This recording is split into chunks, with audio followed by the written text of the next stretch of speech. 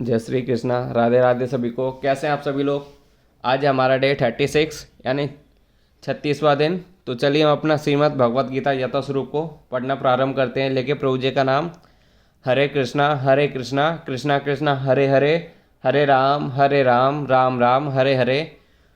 ओम नमो भगवते वासुदेवाय, ओम नमो भगवते वासुदेवाय।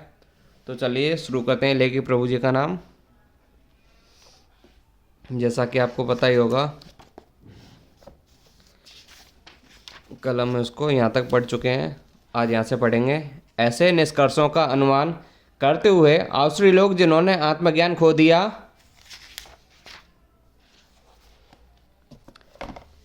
है और जो बुद्धिहीन है, ऐसे अनुयोगी एवं भयावह कार्यों में प्रवृत्त होते हैं, जो संसार का विनाश करने के लिए होता है।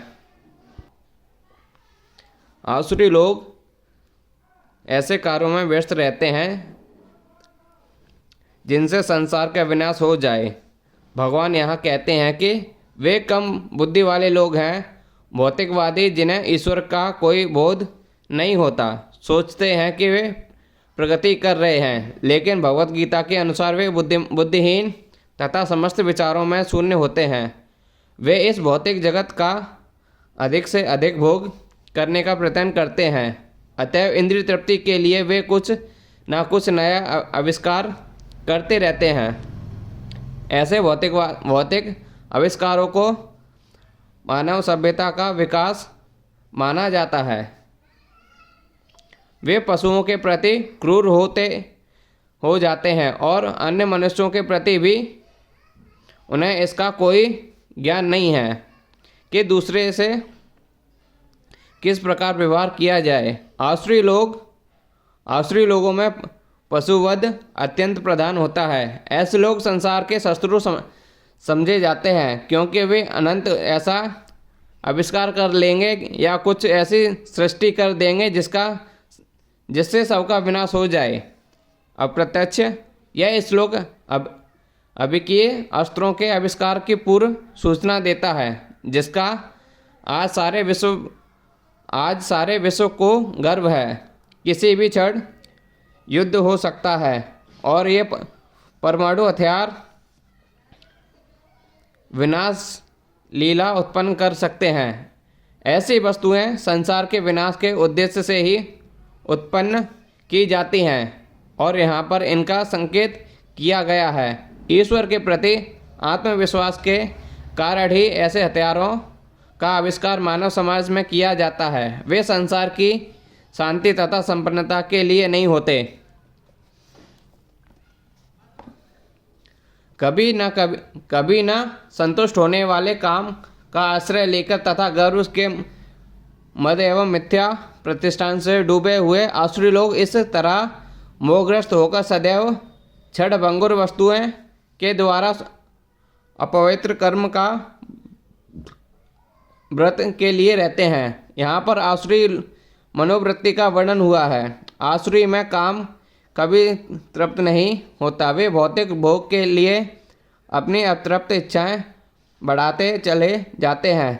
यद्यपि वे क्षणभंगुर वस्तुओं को स्वीकार करने के कारण सदैव चिंतामग्न रहते हैं, तो भी वे मोहवश ऐसे कार्य करते जाते हैं।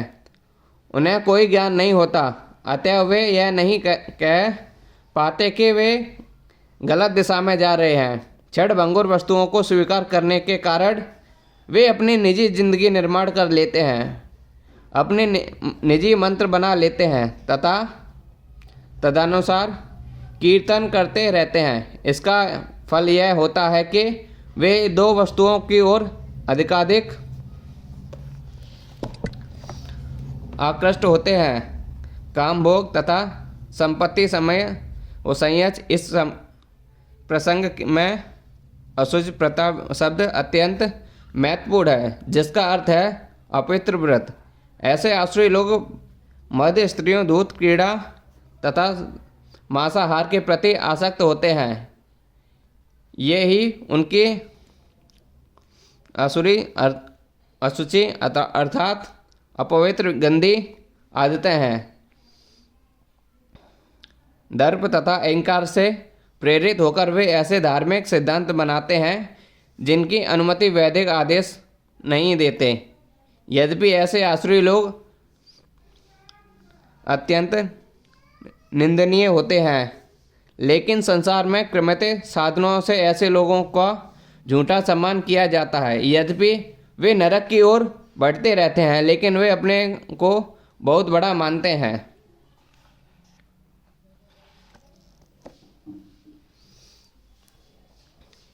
उनका विश्वास है कि इंद्रिय की तुष्टि ही मानव सभ्यता की मूल आवश्यकता है। इस प्रकार मरण काल तक उनको अपार चिंता होती रहती है। वे लाखों इच्छाओं के जाल में बंधकर तथा काम के क्रोध में लीन होकर इंद्रिय तृप्ति के लिए अदैव ढंग से धन संग्रह करते हैं। आसुरी लोग मानते हैं कि इंद्रिय भोग ही जीवन का चरम लक्ष्य है और वे आमरण इसी विचारधारा को धारण किए रहते हैं। वे मृत्यु के बाद जीवन में विश्वास नहीं रखते। वे यह नहीं मानते कि मनुष्य को इस जगत में अपने कर्म के अनुसार विविध प्रकार के शरीर धारण करने पड़ते हैं। जीवन के लिए उनकी योजनाओं का अंत नहीं होता और वे एक के बाद एक योजना बनाते रहते हैं जो कभी समाप्त नहीं होती। हमें ऐसे एक व्यक्ति की आसुरी मनोवृत्ति का निजी अनुभव है जो मरण काल तक अपने वैल से अनुनमय विनय करता रहा कि वह किसी तरह उनके जीवन की अवधि 4 वर्ष बढ़ा दे, क्योंकि उसकी योजना तब भी पूरी अधूरी थी। ऐसे मूर्ख लोग यह नहीं जानते कि वैध क्षण भर भी जीवन को नहीं बढ़ा सकता। जब मृत्यु का बुलावा आ जाता है तो मनुष्य की इच्छा पर ध्यान नहीं दिया जाता। प्रकृति के नियम किसी के निश्चित अवधि के आगे क्षण भर भी नहीं भोग करने की अनुमति प्रदान नहीं करते। आसुरी मनुष्य जो ईश्वर या अपने अंतर में स्थिर परमात्मा श्रद्धा नहीं रखता, केवल इंद्रिय तृप्ति के लिए सभी प्रकार के पाप कर्म करता रहता है, वह नहीं जानता कि उसके हृदय के भीतर एक साक्षी बैठा है। परमात्मा प्रत्येक जीवात्मा के कार्यों को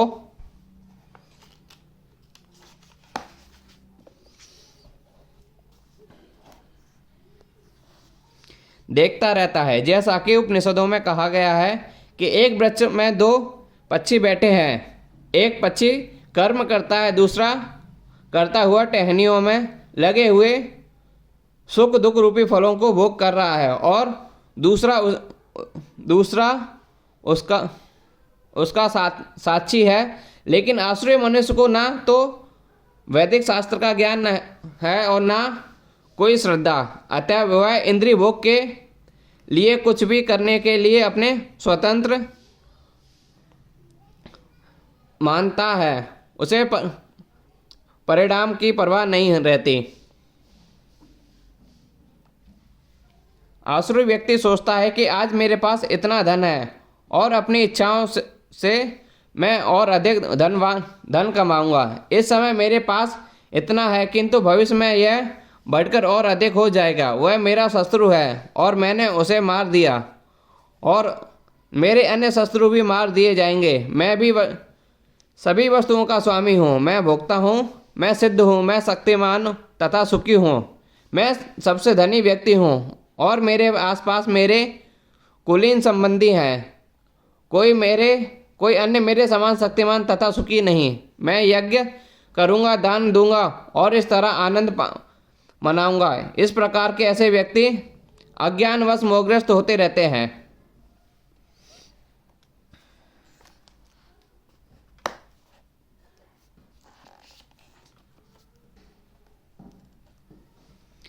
इस प्रकार अनेक चिंताओं में उद्विग्न होकर तथा मोहजाल में बंधकर वे इंद्रिय भोग में अत्यधिक आसक्त हो जाते हैं और नरक में गिरते हैं।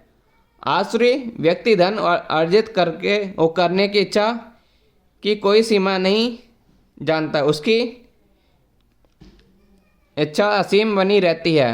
वह केवल यही सोचता रहता है कि उसके पास इस समय कितनी संपत्ति है और ऐसी योजना बनाता है कि संपत्ति को संग्रह बढ़ता ही जाए। इसलिए वह किसी भी पापपूर्ण साधन को अपनाने में झिझकता नहीं और अवैध तृप्ति के लिए कालाबाजारी करता है। वह पहले से अपनी अधिक संपत्ति तथा भूमि, परिवार, घर तथा बैंक पूंजी पर मुग्ध रहता है और उनमें वृद्धि के लिए सदैव योजनाएं बनाता रहता है। उसे अपनी शक्ति पर ही विश्वास रहता है और वह यह नहीं जानता कि उसे जो लाभ हो रहा है और उसके पूर्व जन्मों के पुण्य कर्मों का फल है। उसे ऐसी वस्तुओं का चयन करने का अवसर इसलिए मिला है, लेकिन वह उसे पूर्व जन्म के कारणों का कोई बोध नहीं होता। वह यह सोचता है कि उसकी सारी संपत्ति उसके निजी उद्योग से है। आसुरी व्यक्ति अपने बाहुबल पर विश्वास करता है, कर्म के नियम पर नहीं। कर्म नियम के अनुसार पूर्व जन्म में उत्पन्न कर्म करने के फलस्वरूप मनुष्य उच्च कुल में जन्म लेता है, या धनवान बनता है, या सुशिक्षित बनता है, या बुद्धि या बहुत सुंदर शरीर प्राप्त करता है। आसुरी व्यक्ति सोचता है कि ये चीज़ें आकस्मिक हैं और उसके बाहुबल सामर्थ्य के फलस्वरूप है। उसे विभिन्न प्रकार के लोगों, सुंदरता तथा शिक्षा के पीछे किसी प्रकार की योजना व्यवस्था नहीं प्रतीत होती। ऐसे आसुरी मनुष्य की प्रतियोगिता में जो भी सामने आता है वह उसका शत्रु बन जाता है। ऐसे अनेक आसुरी व्यक्ति होते हैं और इनमें प्रत्येक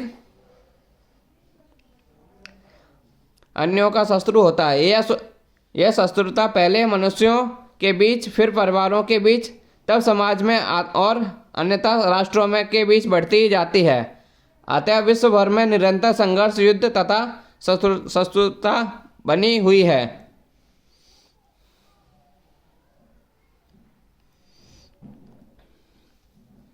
प्रत्येक आसुरी व्यक्ति सोचता है कि वह अन्य किसी लोगों के बलि करके रह सकता है। सामान्यतः ऐसा व्यक्ति स्वयं को परम ईश्वर मानता है और आसुरी उपदेशक अपने अनुयायियों से कहता है कि तुम लोग ईश्वर को अन्यथा क्यों ढूंढ रहे हो? तुम स्वयं अपने ईश्वर हो। तुम चाहो सो कर सकते हो। ईश्वर पर विश्वास मत करो, ईश्वर को दूर करो, ईश्वर मृत है। यही आसुरी लोगों के उपदेश हैं। यद्यपि आसुरी मनुष्य अन्यों को अपने ही सामान या अपने से बढ़कर धनी तथा प्रभावशाली देखता है, तो भी वह सोचता है कि उससे बढ़कर ना तो कोई धनी है और ना भाग्यशाली। जहाँ तक उच्च लोकों में जाने की बात है, वे यज्ञों को संपन्न करने में विश्वास नहीं करते। वे सोचते हैं कि वे अपनी यज्ञ विधि का निर्माण करेंगे और ऐसी मशीन बना लेंगे जिससे वे किसी उच्च लोक तक पहुँच जाएंगे। ऐसे आसुरी व्यक्ति का सर्वश्रेष्ठ उदाहरण रावण था। उसने लोगों के समक्ष ऐसी योजना प्रस्तुत की थी जिसके द्वारा वह एक ऐसी सीढ़ी बनाने वाला था जिसे कोई भी वेदों में वर्णित यज्ञों को संपन्न किए बिना स्वर्गलोक में जा सकता था। उसी प्रकार से आधुनिक युग के ऐसे आसुरी लोग यांत्रिक विधि से उच्चतर लोकों तक पहुंचने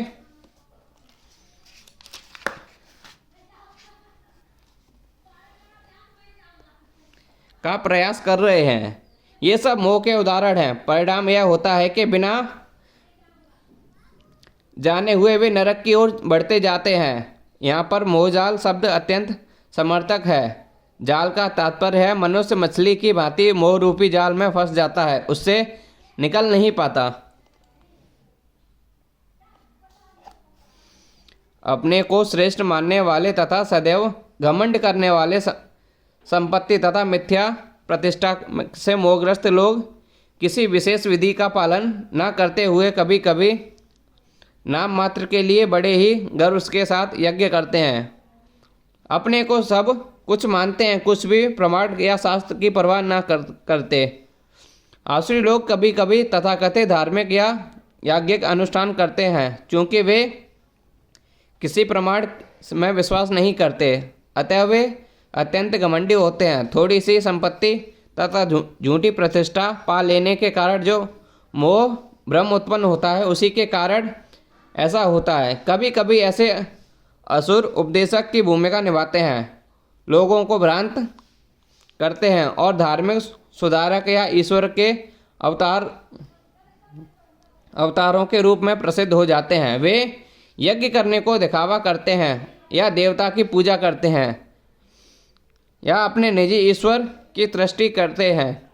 सामान्य लोग उनका प्रचार ईश्वर कहकर करते हैं, उन्हें पूजते हैं, और मूर्ख लोग उन्हें धर्म या आध्यात्मिक ज्ञान के सिद्धांतों में बड़ा चढ़ाकर मानते हैं। वे सन्यासी को वेश धारण कर लेते हैं और उस वेश में भी सभी प्रकार का अधर्म करते हैं। वास्तव में इस संसार के विरक्त होने वाले अनेक प्रतिद्वंद होते हैं, लेकिन ये असुर इन प्रतिद्वंद्वों की परवाह नहीं करते। वे सोचते हैं कि जो भी मार्ग बना लिया जाए वही अपना मार्ग है। उनके समक्ष आदर्श मार्ग जैसी कोई वस्तु नहीं जिस पर चला जाए। यहाँ पर अविध पूर्व कर्म शब्द का बल दिया गया है, जिसका अर्थ है कि विधि विधानों की परवाह न करते हुए ये सारी बातें सदैव अज्ञान तथा मोह के कारण होती हैं। मिथ्या अहंकार, बल, दर्प, काम तथा क्रोध में मोहित होकर आसुरी व्यक्ति अपने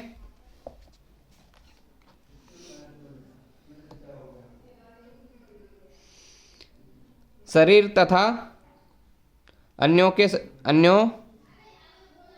शरीर में स्थित भगवान से ईश्वर और वास्तविक धर्म की निंदा करते लगते हैं। आसुरी व्यक्ति भगवान की श्रेष्ठता का विरोधी होने के कारण शास्त्रों में विश्वास करना पसंद नहीं करता। वह शास्त्रों तथा भगवान के अस्तित्व इन दोनों से ही ईर्ष्या करता है। यह ईर्ष्या उसकी तथाकथित प्रतिष्ठा तथा धन एवं शक्ति के संग्रह से उत्पन्न होती है, और वह यह नहीं जानता कि वर्तमान जीवन अगले जीवन की तैयारी है। इसे न जानते हुए वह वास्तव में अपने प्रति तथा अन्यों के प्रति भी द्वेष करता है। वह अन्य जीवधारियों की तथा स्वयं अपनी हिंसा करता है। वह भगवान के परम नियंत्रण की चिंता नहीं करता, क्योंकि उसे ज्ञान नहीं होता। शास्त्रों तथा भगवान की से ईर्ष्या करने के कारण वह ईश्वर के अस्तित्व के विरुद्ध झूठे तर्क प्रस्तुत करता है और शास्त्रीय प्रमाण को स्वीकार करता है। वह प्रत्येक कार्य में अपने को स्वतंत्र तथा शक्तिमान मानता है। वह सोचता है कि कोई भी शक्ति, बल या संपत्ति में उसकी क्षमता नहीं कर सकता, अतः वह चाहे जिस तरह कर्म करे उसे कोई नहीं रोक सकता। यदि उसका कोई शत्रु है उसे इंद्रिय कार्यों में आगे बढ़ने से रोकता है, तो उसे अपनी शक्ति से छिन्न भिन्न करने की योजना बनाता है। जो लोग ईर्ष्यालु तथा क्रूर हैं और नराधम हैं, उन्हें निरंतर विभिन्न आसुरी योनियों में भवसागर में डालता रहता है। इस श्लोक में स्पष्ट इंगित हुआ है कि किसी जीव को किसी विशेष शरीर में रखने का परमेश्वर को विशेष अधिकार प्राप्त है। आसुरी लोग भले ही भगवान के श्रेष्ठता को स्वीकार न करें और वे अपनी निजी सनकों के अनुसार कर्म करें, लेकिन उनका अगला जन्म भगवान के निर्णय पर निर्भर करेगा, उन पर नहीं। श्रीमद् भागवत के तृतीय स्कंद में कहा गया है कि मृत्यु के बाद जीव को माता के गर्भ में रखा जाता है, जहाँ उच्च शक्ति के निरीक्षण में उसे विशेष प्रकार का शरीर प्राप्त होता है। यही कारण है कि इस संसार में जीवों की इतनी योनियाँ प्राप्त होती हैं। यथा पशु, कीट, मनुष्य आदि ये सब परमेश्वर द्वारा व्यवस्थित है। ये अकस्मात नहीं आई। जहाँ तक असुरों की बात है कि यहाँ पर स्पष्ट कहा गया है कि आसुरी के गर्भ में निरंतर रखे जाते हैं। इस प्रकार के ईर्ष्यालु बने रहते हैं। मानवों में अधम ऐसे आसुरी योनि वाले मनुष्य सदैव काम से पूरित रहते हैं, सदैव उग्र, घृणास्पद तथा अपवित्र होते हैं। जंगलों के अनेक शिकारी मनुष्य आसुरी योनि से संबंधित माने जाते हैं।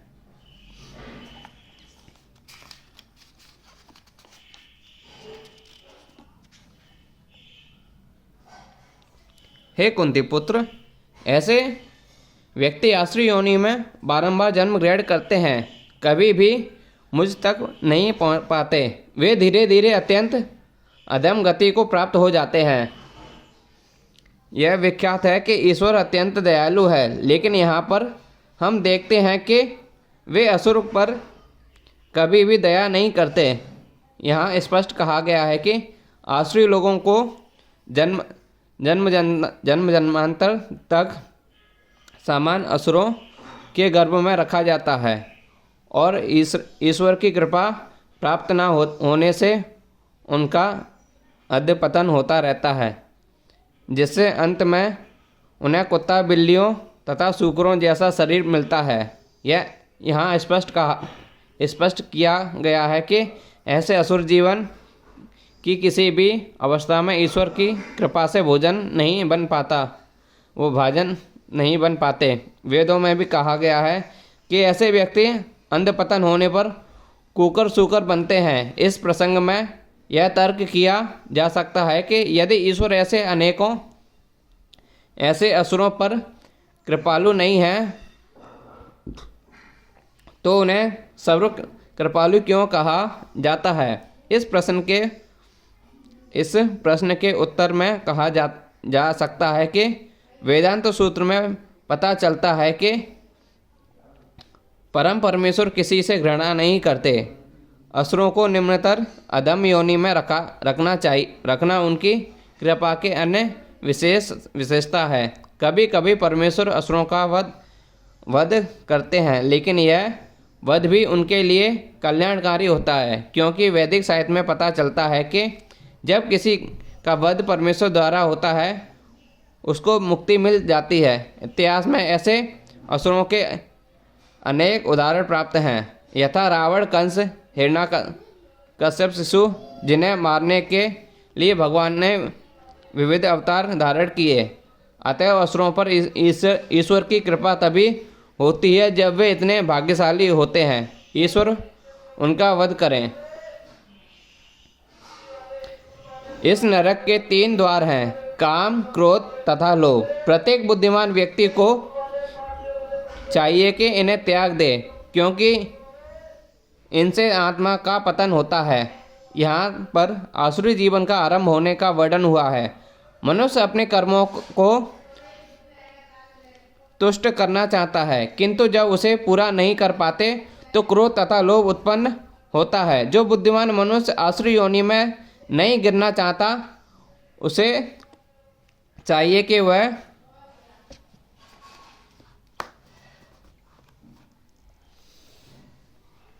इन तीनों शस्त्रों का परित्याग कर दे, क्योंकि ये आत्मा का हनन इस हद तक कर देते हैं कि इस भवबंधन से मुक्ति की संभावना नहीं रह जाती।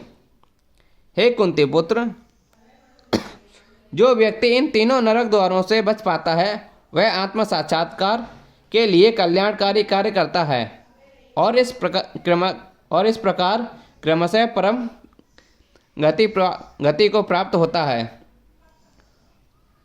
मनुष्य को मानव जीवन के 3 शस्त्रों काम, क्रोध तथा लोभ से अत्यंत सावधान रहना चाहिए। जो व्यक्ति जीवन और जितना ही इन तीनों से मुक्त होता है उतना ही जीवन शुद्ध होगा।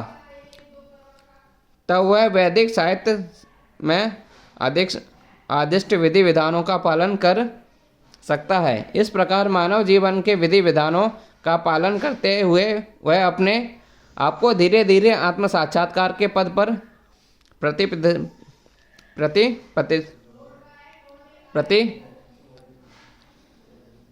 प्रतिष्ठा कर सकता है। यदि वह इतना भाग्यशाली हुआ कि इस अभ्यास से कृष्ण भावनामृत के पद तक उठ सके तो उसकी सफलता निश्चित है। वैदिक साहित्य में कर्म तथा कर्मफल की विधियों का आदेश है जिससे मनुष्य शुद्धि की अवस्था संस्कार तक पहुंच सके। सारी विधि काम, क्रोध तथा लोभ के परित्याग पर आधारित है। इस विधि का ज्ञान प्राप्त करके मनुष्य आत्म साक्षात्कार के उच्च पद तक उठ सकता है और इस आत्म साक्षात्कार के पूर्णता भक्ति में भी भक्ति के बद्धजीव को मुक्त निश्चित है। इसलिए वैदिक पद्धति के अनुसार 4 आश्रमों तथा 4 वर्णों का विधान किया गया है। विधि वो विभिन्न जातियों वर्णों के लिए विभिन्न विधि विधानों की व्यवस्था है। यदि मनुष्य उनका पालन कर पाता है तो वह स्वतः ही आत्म साक्षात्कार के सर्वोच्च पद को प्राप्त कर लेता है। तब उसकी मुक्ति में कोई संदेह नहीं रह जाता।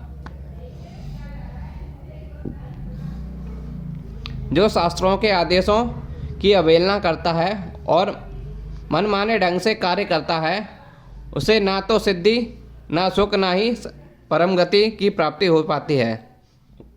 जैसा कि पहले बताया जा चुका है,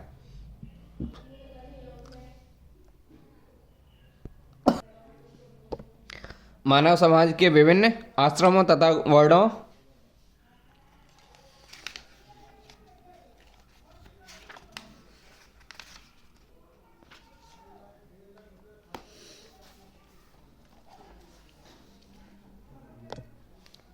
के लिए शस्त्र विधि दी गई है। प्रत्येक व्यक्ति को इन विधि विधानों का पालन करना होता है। यदि कोई इनका पालन न करके काम, क्रोध और लोभवश स्वेच्छा से कार्य करता है तो उसे जीवन में कभी सिद्धि प्राप्त नहीं हो सकती। दूसरे शब्दों में, भले ही मनुष्य ये सारी बातें सिद्धांत के रूप में जानता रहे, लेकिन यदि वह उन्हें अपने जीवन में नहीं उतार पाता तो वह अधम जाना जाता है। मनुष्य योनि में जीव से आशा की जाती है कि वह बुद्धिमान बने और सर्वोच्च पद तक जीवन को ले जाने वाले विधि विधानों का पालन करे, किंतु यदि वह इनका पालन नहीं करता तो उसका अंत पतन हो जाता है। लेकिन फिर भी जो विधि विधानों तथा नैतिक सिद्धांतों का पालन करता है किंतु अंतर्गोत्वात्मा परमेश्वर को समझ नहीं पाता तो उसका सारा ज्ञान व्यर्थ जाता है। और यदि वह ईश्वर के आसक्तित्व को मान भी ले किंतु वह भगवान की सेवा नहीं करता तो भी उसके प्रयास निष्फल हो जाते हैं। अतः मनुष्य को चाहिए कि वह अपने आप को कृष्ण भावनामृत तथा भक्ति के पद तक ऊपर ले जाए, तभी वह परम सिद्ध अवस्था को प्राप्त कर सकता है, अन्यथा नहीं। काम का अर्थ शब्द अत्यंत सार्थक है। जो व्यक्ति जानबूझकर नियमों का अतिक्रमण करता है वह काम के वश में होकर कर्म करता है। वह जानता है कि ऐसा करना मना है लेकिन फिर भी वह ऐसा करता है। इसी को वह स्वेच्छाचार कहते हैं। यह जानते हुए भी कि अकुम काम करना चाहिए फिर भी वह उसे नहीं करता, इसलिए उसे स्वेच्छाचारी कहा जाता है। ऐसे व्यक्ति अवश्य ही भगवान द्वारा दंडित होते हैं। ऐसे व्यक्तियों को मनुष्य जीवन की सिद्धि प्राप्त नहीं हो पाती। मनुष्य जीवन तो अपने आप को शुद्ध बनाने के लिए है, किंतु जो व्यक्ति विधि विधानों का पालन नहीं करता वह अपने को शुद्ध नहीं बना सकता, ना ही वास्तविक सुख प्राप्त कर सकता।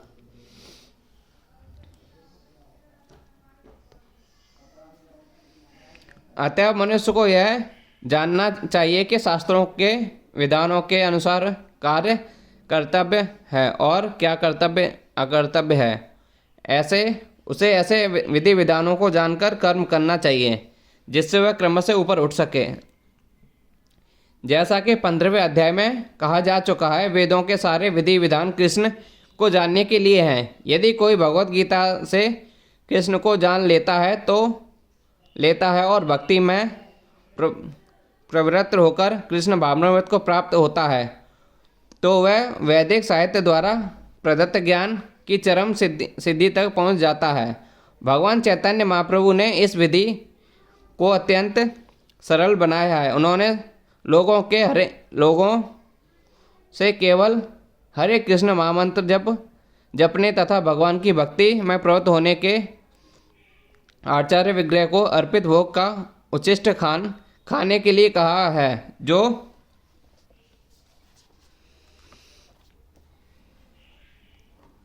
व्यक्ति इन भक्ति कार्यों में संलग्न रहता है उसे वैदिक साहित्य में अवगत और सारत्व को प्राप्त हुआ माना जाता है। निसंदेह उस सामान्य व्यक्तियों के लिए जो कृष्ण भावनाभावित नहीं है या भक्ति में प्रवृत्त नहीं, करणीय तथा अकरणीय कर्म का निर्णय वेदों के आदेशों के अनुसार किया जाना चाहिए। मनुष्य को तर्क किए बिना तथाकथित कर्म करना चाहिए। इसी को शास्त्र के नियमों का पालन करना कहा जाता है। शास्त्रों में वे 4 प्रमुख मुख्य दोष नहीं पाए जाते। वे जो बद्धजीव में होते हैं ये हैं अपूर्ण, इंद्रिय, कपटा, त्रुटि तथा मोहग्रस्त होना। इन चारों दोषों के कारण बद्धजीव विधि विधान बनाने के लिए अयोग्य होता है। अतएव विधि विधान जिनका उल्लेख शास्त्र में होता है जो इन दोषों से परे होता है, सभी बड़े बड़े महात्माओं, आचार्यों तथा महापुरुषों द्वारा बिना किसी परिवर्तन के स्वीकार कर लिए जाते हैं। भारत के आध्यात्मिक विद्या के कई दल हैं जिन्हें प्राय 2 श्रेणियों में रखा जाता है, निराकारवादी तथा सकारावादी। दोनों ही दल वेदों के नियमों का अनुसार अपना जीवन बिताते हैं। शास्त्रों के नियमों का पालन किए बिना कोई सिद्धि प्राप्त नहीं कर सकता। अतएव जो शास्त्रों के तात्पर्य को वास्तव में समझता है वह भाग्यशाली माना जाता है। मानव समाज में समस्त पतनों का मुख्य कारण भागवत विद्या के नियमों के प्रति द्वेष है। यह मानव जीवन का सर्वोच्च अपराध है। अतएव भगवान की भौतिक शक्ति अर्थात माया त्रय पापों के रूप में हमें सदैव कष्ट देती रहती है। यह भौतिक शक्ति प्रकृति के 3 गुणों से बनी है। इसके पूर्व के भगवान के ज्ञान का मार्ग खुले मनुष्य को कम से कम सतोगुण तक ऊपर उठना होता है। सतोगुण तक उठे बिना वह तमो तथा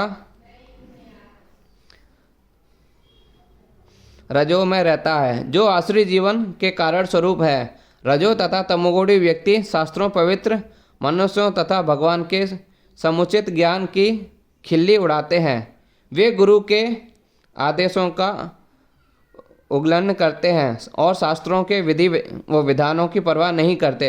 वे भक्ति के महिमा का श्रवण करके भी उसके प्रति आकर्षित नहीं होते। इस प्रकार वे अपनी उन्नति का अपना निजी मार्ग बनाते हैं। मानव समाज के ये ही कतिपय दोष हैं जिनके कारण आसुरी जीवन बिताना पड़ता है। किंतु यदि उपयुक्त तथा प्रामाणिक गुरु का मार्गदर्शन प्राप्त हो जाता है तो उसका जीवन सफल हो जाता है, क्योंकि गुरु उच्च पद की ओर उन्नति का मार्ग दिखाता है। इस प्रकार श्रीमद् भागवत गीता के 16वें अध्याय देवी तथा आश्रित स्वभाव का भक्ति वेदांत तात्पर्य पूर्ण हुआ। जय श्री कृष्णा, राधे राधे। तो इस प्रकार आज हमारा अध्याय 16 पूर्ण होता है। जब तक आप हरे कृष्ण का नाम जप करते रहिए। हरे कृष्णा कृष्णा कृष्णा हरे हरे, हरे राम राम राम हरे हरे। ओम नमो भगवते वासुदेवाय। ओम नमो भगवते वासुदेवाय। तो चलिए हम अध्याय 16 से 17 से कल से प्रारंभ करेंगे और देखेंगे कि अध्याय 17 में प्रभु जी ने हमको क्या उपदेश दिया है। श्रद्धा के विभाव देखते हैं इसमें हमको प्रभु जी क्या उपदेश देते हैं।